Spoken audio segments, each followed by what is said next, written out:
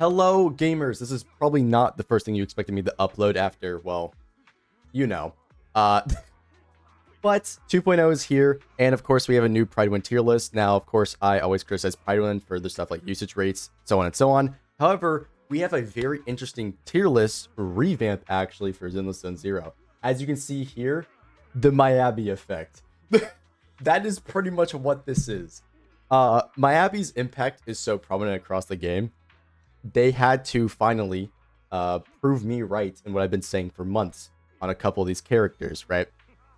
And I also just want to go over the changes generally, right? That's about it. But as you can see here, as per Prydwen, or Midwind, if you will, guess who's not better than MIYABI? Now, look, to be completely fair, of course, we don't have Jufufu. Jufufu is going to have a pretty major impact across the game overall with how her kit functions, giving us, a decibel return and decibel increase. So a lot of characters are going to be able to get multiple ultimates faster. Characters like Ellen are going to have new teammates, so on and so on, right? So Jufufu is obviously going to have a major impact on the game and is arguably what people are talking about. Yishuan's, best support, right? Or, I mean, Panda's kind of her best support because sheer force buffing, but that's besides the point. As you can see, pretty major shift on a lot of characters, and unfortunately, like we were talking about earlier, Nekomata sucks. So, yeah, quite unfortunate. She's really fun to play. But yeah, I want to go over these changes as there have been a lot of changes across the board. A lot of characters got new setups, in fact, and, buffed in some ways, right? We've got new sets for multiple characters, primarily stunners, right? Stunners are kind of in a renaissance right now with the whole miasma mechanic and everything. And so, yeah, I wanted to go over this tier list. So, what do we have here for the changelog? June 6th, or June 5th for everybody in the US, right? 2.0 has brought a lot of changes to the meta, to say the least. A brand new class of agents was introduced, and a new class of W engines and disk drives along with it, giving us build options and team compositions, significantly more variety. As a result of this, on top of older agents getting directly buffed, such as Elend, the meta has shaken up quite a bit. I'm not gonna lie, Sakaku was always this good. They were just like, they were coping, honestly. You got cooked hard, lost every 50-50. You deserve it. A fact in which you notice has caused a lot of things to shift in the tier list. This is in fact our longest changelog yet since we want to since we went to close to a full overhaul, but we deemed it necessary along with Zenless Zone 0 Season 2, we make Prydwen tier list Season 2 as well. Okay, I see what they're doing there. Yeah, who lost your 50-50? Tell me down in the comment section. We'll go into complete detail, so we recommend you have a look on how the tier list evolved, and if you notice any changes that need further explanation, you check what we individually wrote for each item in the changelog. Yeah, in case you don't know, obviously they had Sakaku rated way lower before, and now they have appropriately rated her alongside, well, the other buffers that are match her strength, right? Also because Sakaku is literally, like, first off, the biggest thing with Sakaku is you have to learn how she works and her proper animation cancels and all of her, like, secret tech that she has. But once you do, she actually becomes, like, a very competent buffer. It's just in those primary hypercarry comps, right? And one of those primary hypercarry comps is specifically MIYABI, who is the best character in the game, without question. So, yeah, continuing. Let's tackle the new category first, secondary DPS. Details on which factored into the ratings will be found in the criteria and rules section above this changelog. So they're talking about this, right? Secondary DPS, medium influence on rating, average agent damage output, best possible team, applicable anomaly evocation, anomaly damage, all this preferably within the shortest span possible, medium influence on rating, weight of damage and enhancement capabilities. Okay, so if they apply buffs. Medium influence on rating, agent flexibility, yep. Those make sense. Minor influence on rating, average agent damage output within burst windows. Oh, yeah, this matters a lot because in Shiyu defense, excuse me, there's always that first wave of enemies, and being able to tackle that first wave of enemies and, like, get your setup appropriate matters a lot, right? And if you don't have a character that has a good setup rotation, then it's obviously going to influence your, clear times quite a bit, right?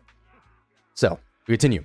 Secondary DPS agents cover a particular section of attacks and anomaly agents who play a role as secondary damage dealer in the team. They deal damage in short windows and leave the field quickly, often doing damage while off field. Let the agent on field shine. Yep. In any case, agents can be summed up to characters and the ability to provide supportive firepower, whether or not the attack is purely secondary source of damage or to buff the on-field agent. Yep.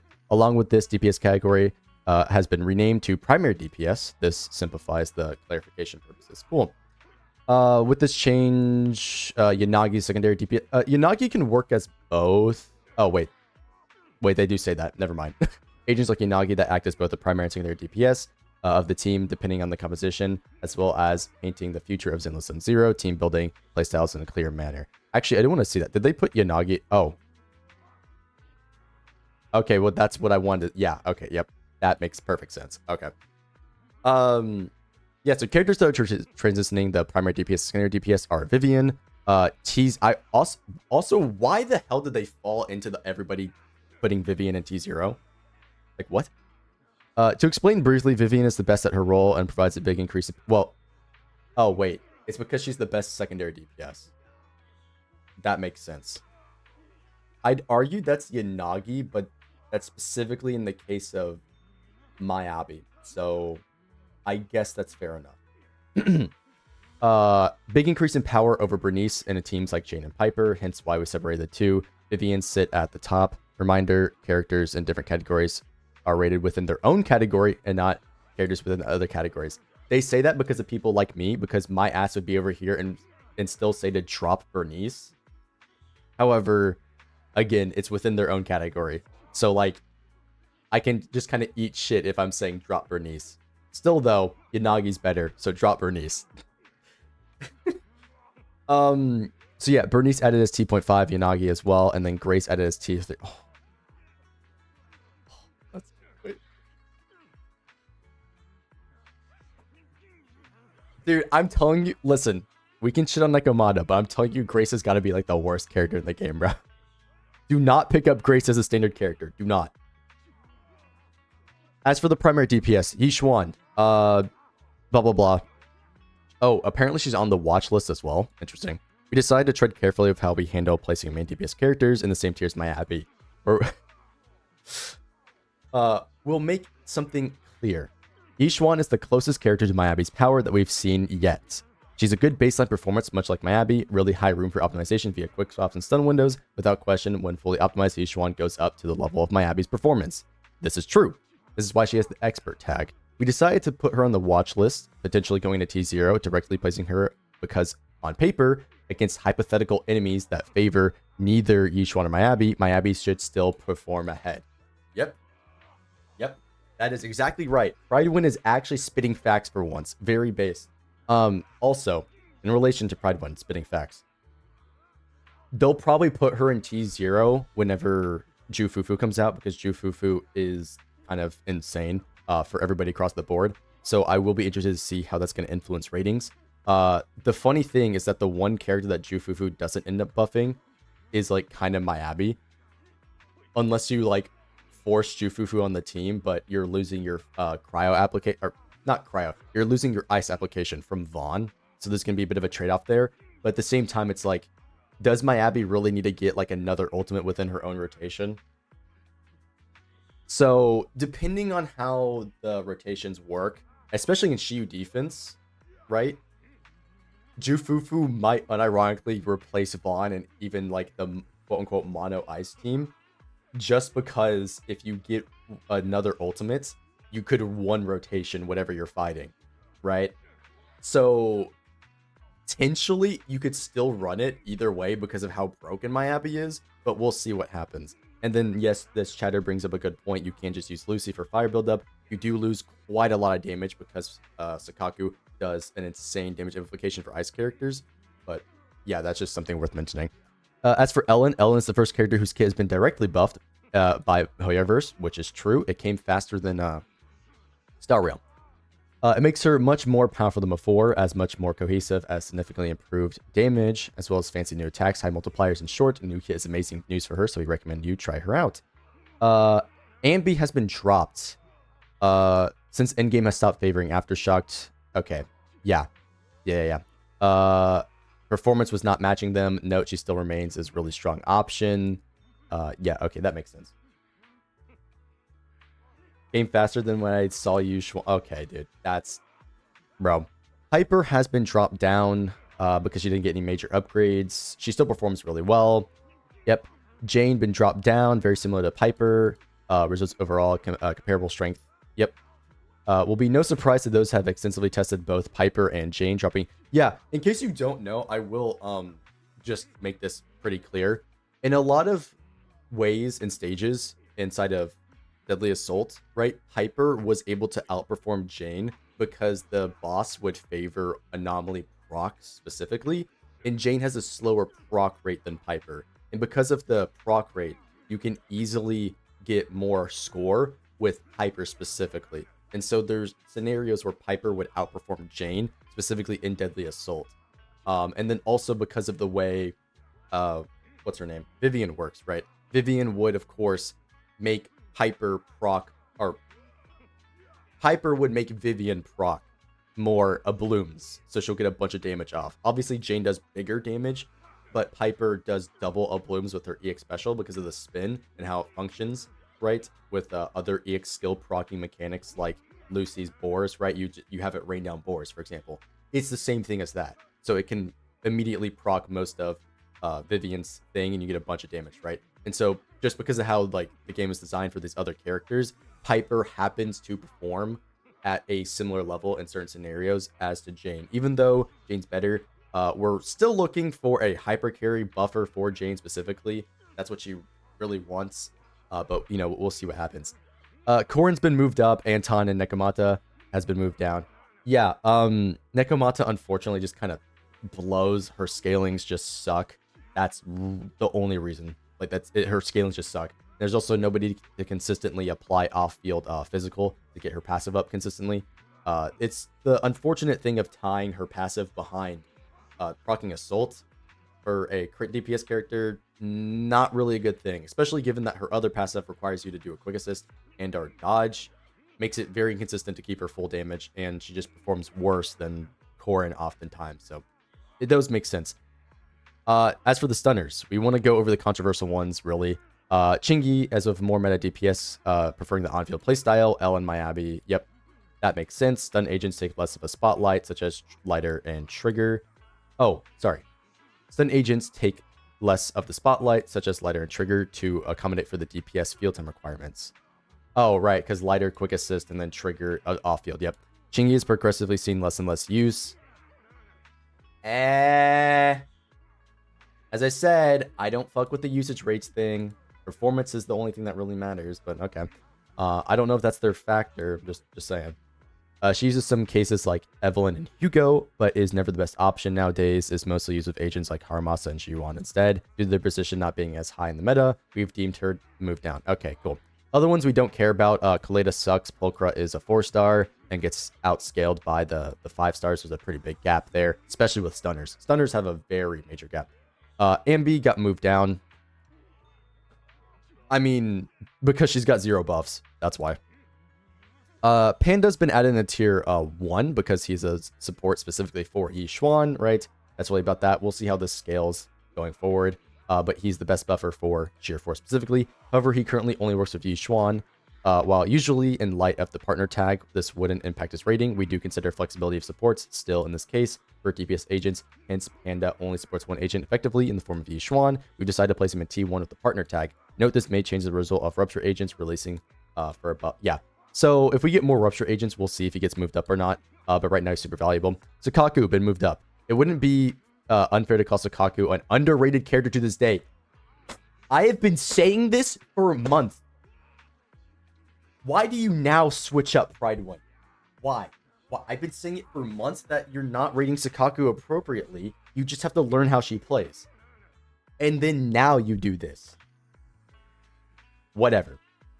It's reflected in our data that Sukaku, along with Lycan's performance, is one of the highest in the game. While this is mostly thanks to MIYABI. Yep. This shouldn't be ignored. As a matter of fact, it's the highest possible level. MIYABI, Mono, Ice, Sukaku, Vaughn is one of the best possible MIYABI teams. Fuck you, Mr. Pokey. You said that shit was shit. I just want to point that out. He did say it was bad. You can go check his initial MIYABI video. It was very obvious from the get-go that this was her best team. Anyways.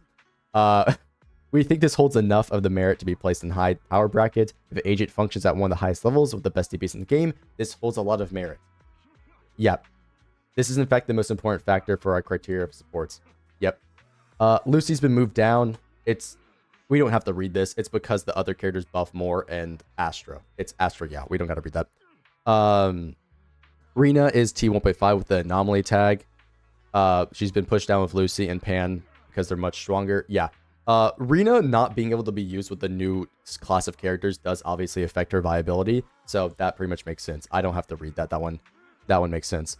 Seth got moved down. Of course, Seth is pretty much only used with Jane, and because he doesn't scale as well as some of the other characters, that just makes sense, right? Let's see. Finally, one of our big changes, we went to revamp our tags as well. Okay, one of our most important goals is each category DPS belongs to. Yep. We're replacing tags such as Shatter, Burn, Shock, Corruption, Assault, and regrouping them all under the Anomaly umbrella. We're keeping the Disorder tag as Disorder is a separate kind of Anomaly playstyle. This is true. Speaking of Disorder tag, we took the opportunity to add Jane Piper since they're best played in Disorder teams, as Assault Disorders are very strong. It also reflects their playstyle. Yep. Well... No. Assault Disorders aren't strong. They've got the worst multiplier. That's not entirely accurate. The sheer tag's been added. Other agents have the attack that don't particularly synergize with anomaly agents. Supports like Lucy are anomaly oriented, so we're adding a tag for them, the more classic kind of build. Okay.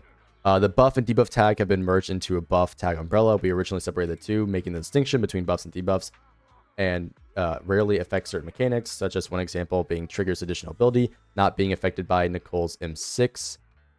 Wait, what? Trigger's additional ability not being affected by M6 Nicole, but being affected by 4-piece Shadow Harmony? Wait, what? Wait, hold on. What?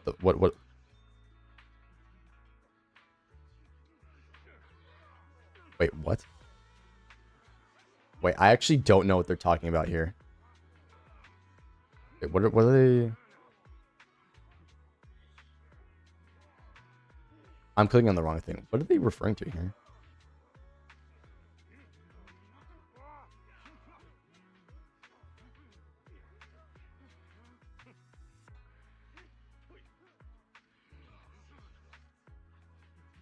Oh, wait. So does the virtual crit not work with Trigger?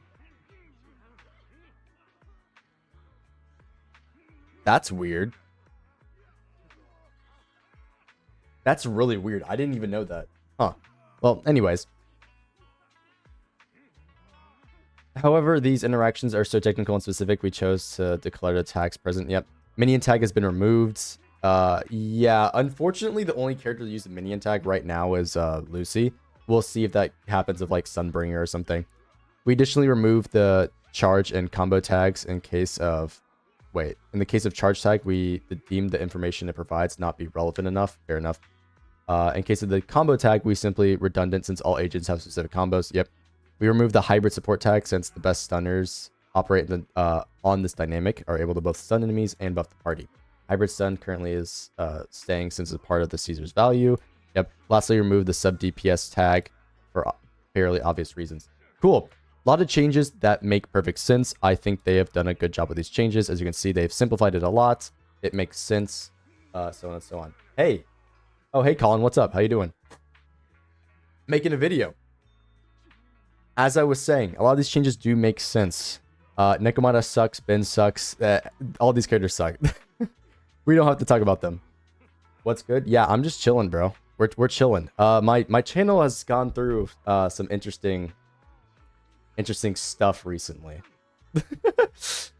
I've gotten into a little bit of a drama. a minor amount of drama. But yeah, that's not the video for this. As I was saying, Colado wasn't very good, so it makes sense she's down here. Soldier 11 basically doesn't function without Lighter, so that's pretty much obvious. As for Rina is, as they stated, just losing her options as a team. and the other buffers work better. She kind of needs M1 to function, period. I'm gonna go to bed, but I just want to sit by. Yep, thank you for joining.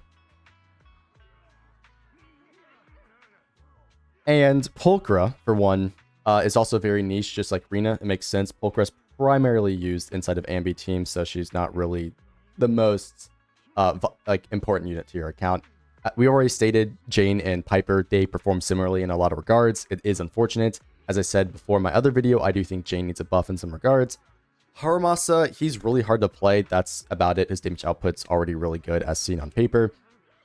We already talked about Panda. He's specifically there for rupture units, and with him buffing one of the best units right now, it makes perfect sense. Lucy, as we said, has been losing her spots due to people like Astra. As already talked about with Qingyi, she is also losing her spots as other teams don't really want her. She's really only viable on 2 weaker performing setups, 3 weaker performing setups if you include Hyper Jane. That's a really weird comp. It's not really viable. As for Zhu Yuan, we've already known that her performance is a bit lackluster to the other DPS, right? They've obviously been, making every DPS about the same line of power. It's just these earlier ones were a bit weak when they first released, right? But they were good for their time at least. Ellen, the buff for her is really good. She's now actually competitive DPS, and I would say no longer underwhelming as she was when she first came out, since the quality of life features make her much more playable with the parry frames, everything, as well as the fact she's going to be more flexible. And given that fact she is more flexible with her new additional ability, right? Jufufu is going to be a great option for her if you don't want to use Vaughn, or Vaughn's on your other team. So if anybody's over here, they are, of course, lighter, right? So if everybody's over here and they have both Ellen and MIYABI, well, they're going to have more options for the Ellen to run, right? It's going to be great for them. As for Ambi, they've already stated it. Her performance is not as high as the other ones, which this was kind of obvious if you played her. She's good, but she just doesn't feel like she's doing as much without having characters like Trigger on the team, right? That's pretty much like that. And of course, people like Yanagi, they're on MIYABI's team, for example, so it really makes sense. Plus, all of those characters, such as Trigger, just end up buffing Yanagi anyways, because she's, an electric agent. That's pretty much that. Zakaku. Zakaku was the one that's been underrated for a long time, and it's mostly because nobody is using her correctly, even though she's really, really good. Please look at some MIYABI clear videos of people doing the Zakaku tech. I know there's a channel, I think it's Nick. I think you can search up Nick Zenless, or it might be Vic Zenless. They do a bunch of clears using the Mono Ice team, and they kill the Deadly Assault bosses with a M0 MIYABI, right? And some of the clears have done it without her signature weapon as well. So I really recommend doing that to learn some Zakaku optimizations and how to actually use her. She's actually really strong. It's just, I think for this tier list specifically, you might want to put the expert tag. But of course, Zakaku's in some of the best teams in the game, right? So it makes perfect sense. Nicole is just extremely universal. It's honestly, I feel like she's kind of underrated with how pretty much universal she is across the game. You just throw her on a team even without her additional ability and pretty much do well. Every character in the game likes her, except for Yishuan, because the defense penetration stuff. So it makes perfect sense. Caesar, I'm honestly surprised Caesar's still here, but Caesar's still great as a flex option. And even though she is primarily in those hyper carry teams, if you don't have somebody like Qingyi, Caesar can just take that spot as well. So yeah, it makes sense why she's still there at least. As for Vaughn, he got buffed. He got buffed via the new set, so it makes sense why he's still there. Yanagi now has 2 placements as a secondary DPS and a primary DPS. Secondary DPS is arguably her inside of a Vivian team, but they're kind of both secondary DPS. But at the same time, you can argue that's her primary DPS team, but that could also just be mono Electro. So Yanagi's got a bunch of different setup options, and it makes sense. She's just generally good. That's what happens when you just, straight up buff disorder, right? So this one makes sense, and I completely agree with it. Hugo's performance is very, very good. You just, gotta run him ideally in a dual stunner team, but because of how broken Zakaku is specifically, you can get away with a couple of other things. And or if you have Astra, same sort of scenario, you don't have to always do dual stunner, even if that is best setup. Evelyn is great. She does require some special setups, especially with Astra, but she can still perform. MIYABI, self-explanatory. Vivian, we already talked about that, honestly. She is really good, and it's specifically as a secondary DPS. Lighter, that should be obvious. He's buffing some of the best characters in the game and what is pretty much half the DPS right now. So that's really good. Trigger is actually really, really good. A lot of her power is hinged on the weapon because it's really hard to build her, but it's a significant damage increase if you do have it. And generally, Trigger's just pretty flexible as well, buffing a lot of the best setups, right? You know, she can work with Hugo. She's going to be working with Ellen now. I'm actually going to try that team out later. She works with Yanagi, right? You can make her work with MIYABI if you do Yanagi on the team, right? Like, Trigger is very universal, and, well, Astra's Astra. So, yeah. I don't think I need to explain anymore. This video has been long enough for a, tier list video. But that's about it. Like, subscribe, check me out on Twitch. If you do want to know more about Zenless, ask me down below. Come to my Twitch or my streams, whatever it may be. Maybe I'll do a beginner's guide. Those are really hard to do. That's why I haven't put it out yet. And yeah, see you in the next one. Peace.